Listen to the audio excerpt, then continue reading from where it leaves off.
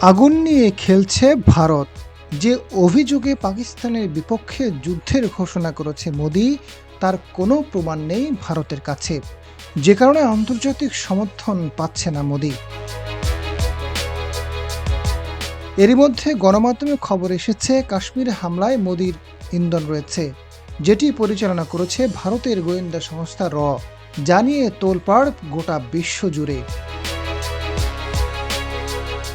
বলা যায়, কাশ্মীরের ঘটনাকে পুঁজি করে পাকিস্তানকে দায় করার যে নাটক মোদি সাজিয়েছে, তার স্ক্রিপ্ট খুবই দুর্বল।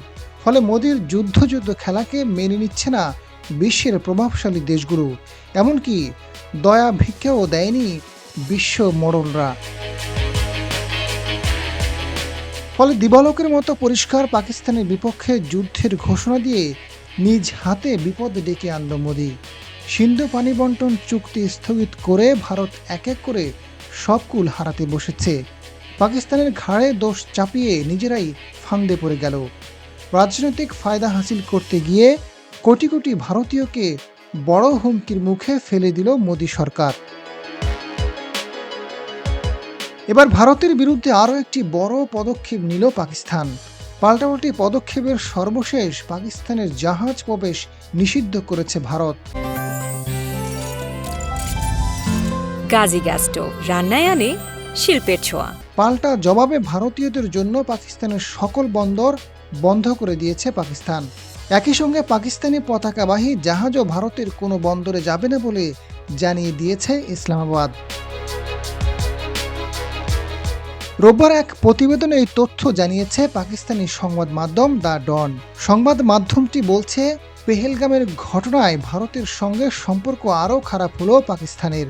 শনিবার ভারতের পতাকাবাহী জাহাজের জন্য নিজ দেশের বন্দর ব্যবহারে নিষেধাজ্ঞা জারি করেছে। পেহেলগাম ইস্যুতে পাকিস্তান 30 এপ্রিলের প্রথম প্রহরে জানায়, 24 থেকে 36 ঘন্টার মধ্যে ভারত হামলার পরিকল্পনা করছে। তাদের কাছে গোয়েন্দা তথ্য রয়েছে। ফলে দুই দেশের কূটনৈতিক চ্যানেলগুলো সংঘাত এড়াতে ব্যস্ত হয়ে ওঠে। এরপরেই আকাশসীমা লঙ্ঘন, ভারতীয় ড্রোন গুলি করে ভূপাতিত করল পাকিস্তান। এমন উত্তেজনাকর পরিস্থিতিতে ভারতের ডিরেক্টর জেনারেল অফ শিপিং এক বিবৃতিতে জানায়, ভারতীয় সম্পদ, পণ্য সম্পর্কিত অবকাঠামোর নিরাপত্তার জন্য জনস্বার্থে পাকিস্তান জাহাজ প্রবেশ নিষিদ্ধের নির্দেশনা জারি করা হলো। এর কিছুক্ষণ পরেই পাকিস্তানের ম্যারিটাইম অ্যাফেয়ার্স মন্ত্রণালয়ের পোর্ট অ্যান্ড শিপিং শাখা থেকে এক নির্দেশনা দেওয়া হয়। সাম্প্রতিক সমুদ্র পরিস্থিতি বিবেচনায় পাকিস্তানের সমুদ্র সীমা, অর্থনৈতিক স্বার্থ ও জাতীয় নিরাপত্তা রক্ষায় অবিলম্বে ভারতীয় পতাকাবাহী জাহাজের প্রবেশ নিষিদ্ধ করা হলো।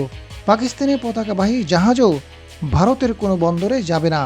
বিশেষ ক্ষেত্রে অনুমতির বিষয়টি আলাদাভাবে বিবেচনা করা হবে।